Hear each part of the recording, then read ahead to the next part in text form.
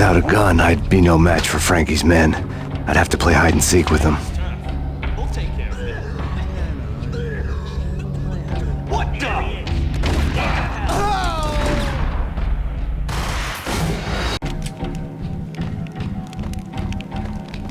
Without a gun, I'd be no match for Frankie's men. I'd have to play hide and seek with them. We'll take care of it. What the hell?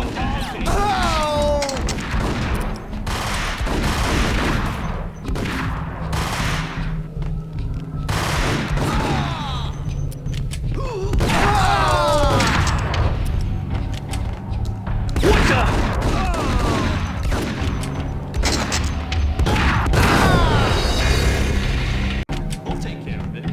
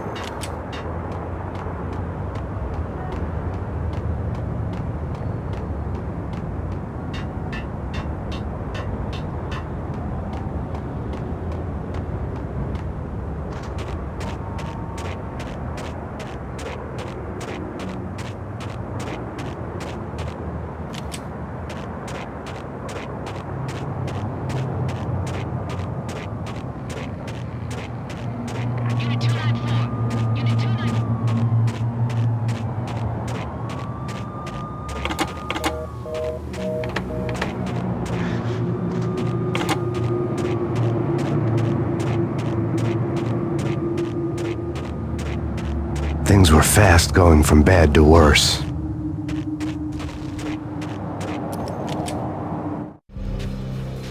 The men in blue had come and gone.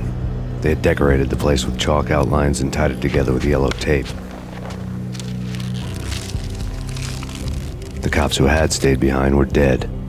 Frankie, his boys, and I had the place all for ourselves.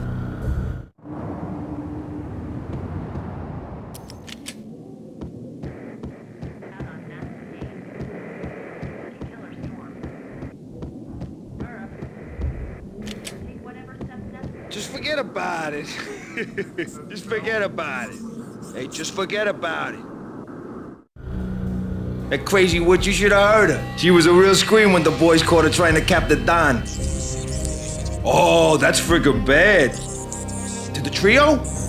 That's even worse than what Frankie's doing to that poor bastard downstairs. She's gonna take a long time to die. The mobster muscle on the phone was talking about Mona. Punchinello's trio were nothing but bad news.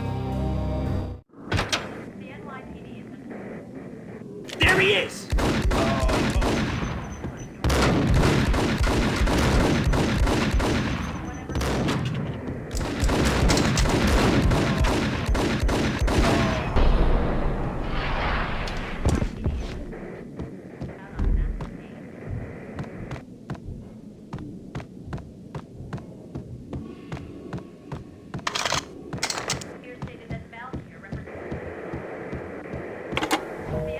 More evidence that Punchinello didn't like me much.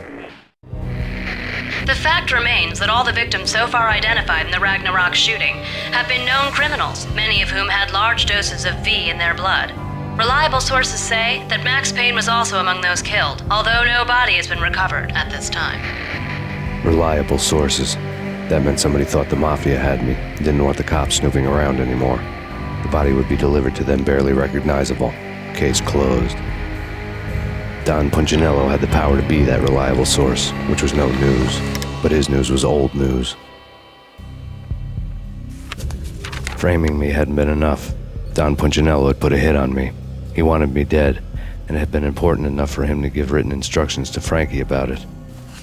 Max Payne should die like a dog for the trouble he's caused. Frankie, I know I can trust you to give this matter the dedication it needs.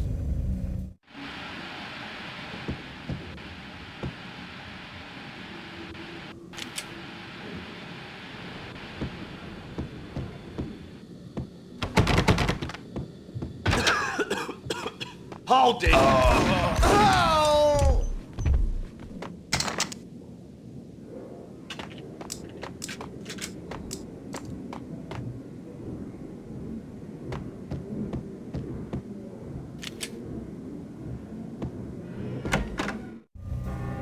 The hotel bar was fast developing quite a history. True to his words, Frankie was there, having a beer. Jesus Christ. How the hell did you get loose? Got bored waiting. Thought, what the hell, we could just as well finish this here.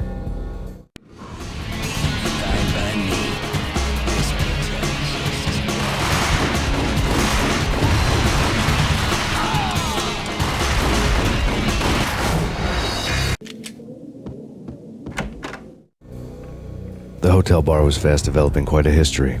True to his words, Frankie was there, having a beer. Jesus Christ. How the hell did you get loose? Got bored waiting. Thought, what the hell, we could just as well finish this here.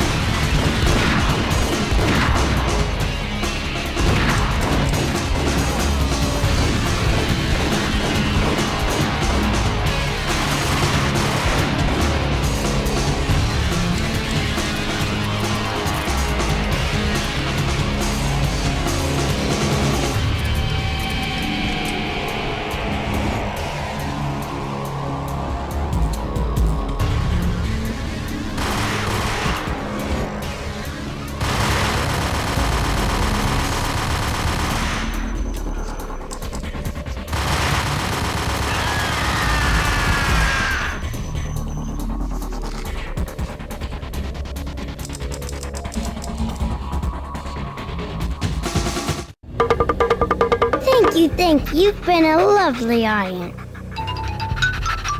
Had enough? I don't play with girls anyway. Unfair! I spotted the tail as soon as I left the hotel. A big black Mercedes. I'd seen the car before. That time it had heralded impressive explosions. Vladimir was back. Bang. You're dead, Max Payne. I might have laughed if I remembered how. What's this supposed to be? Cops and robbers? Look, you want something with me? Get in line. Peace, man. Relax. You know you are a real news item. Armed and dangerous. I am going to make you an offer you can't refuse. I've always wanted to say that. It's a bum rap. I've been framed. That's a moot point.